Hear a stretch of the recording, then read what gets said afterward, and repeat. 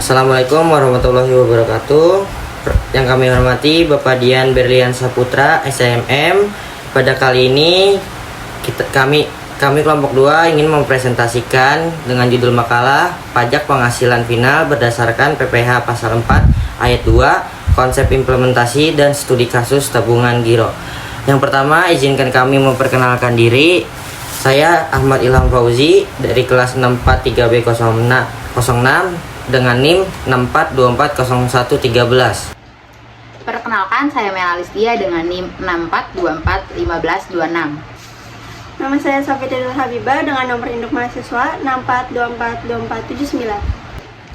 Saya Nabila Putri Kinanti dengan nomor induk mahasiswa 64242138. Tarif PPh final awalnya sebesar 20% berdasarkan Undang-Undang Nomor 17 Tahun 2000. Namun, seiring reformasi perpajakan melalui Undang-Undang HPP tahun 2021, tarif tersebut diturunkan menjadi 10% untuk penghasilan dari bunga tabungan dan deposito. Penurunan ini mencerminkan kebijakan fiskal yang lebih inklusif dan mendorong masyarakat untuk aktif berpartisipasi dalam sistem keuangan formal. Implementasi PPh final untuk tabungan giro dilakukan oleh bank sebagai pemotong pajak berdasarkan Per/19/PJ/2014. Bank wajib memotong, menyetor, dan melaporkan PPh final yang dipungut dari bunga giro. Tarifnya bergantung pada kepemilikan NPWP, 10% bagi yang memiliki dan 20% bagi yang belum memiliki NPWP. Namun, dalam praktiknya, tantangan tetap muncul mulai dari rendahnya kesadaran nasabah terhadap kewajiban pajak hingga kompleksitas perhitungan bunga, terutama pada saldo yang fluktuatif. Data dari Direktorat Jenderal Pajak atau disebut DJP tahun 2022 menunjukkan bahwa pemotongan PPh final atas bunga tabungan mencapai Rp 12 triliun dan sekitar 40% diantaranya berasal dari rekening giro.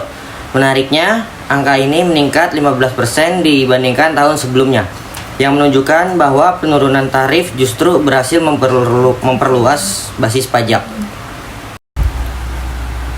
Nah, sebagai ilustrasi, mari kita ambil contoh. Ada seorang nasabah bernama Ahmad, yaitu memiliki tabungan giro sebesar 50 juta di salah satu bank dengan bunga tahunan 3%. Dalam periode 1 tahun, Ahmad ini memperoleh bunga sebesar 1.500.000. Didapat dari Ahmad mempunyai tabungan 50 juta dikali 3% dari bunga, maka bunga yang didapat Ahmad adalah 1.500.000. Karena Ahmad memiliki NPWP, maka tarif pajak final yang berlaku adalah 10%. Sehingga pajak yang dipotong sebesar 150.000 didapat dari bunga tahunan 1.500.000 dikali dengan tarif pajaknya 10%. Dengan demikian, bunga bersih yang diterima Ahmad menjadi 1.350.000, yaitu dikurang dari bunga tahunan 1.500.000 dengan tarif pajaknya 150. Nah, sebaliknya, apabila Ahmad tidak memiliki NPWP, maka tarif pajaknya menjadi 20% atau 300.000, sehingga bunga bersih yang diterima Ahmad itu hanya 1.200.000. Dari studi kasus ini terlihat bahwa kepemilikan NPWP dapat menghemat pajak hingga 50%. Selain memberi manfaat langsung bagi wajib pajak, kebijakan ini juga meningkatkan transparansi dan kepatuhan dalam sistem perpajakan nasional. Berdasarkan hasil pembahasan, dapat disimpulkan bahwa PPh Pasal 4 Ayat 2 terbukti efektif dalam menciptakan efisiensi administrasi dan meningkatkan penerimaan negara.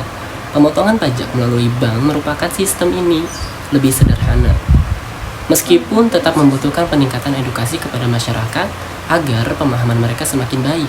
Pemotongan pajak melalui bank membuat sistem ini lebih sederhana meskipun tetap membutuhkan peningkatan edukasi kepada masyarakat agar pemahaman mereka semakin baik.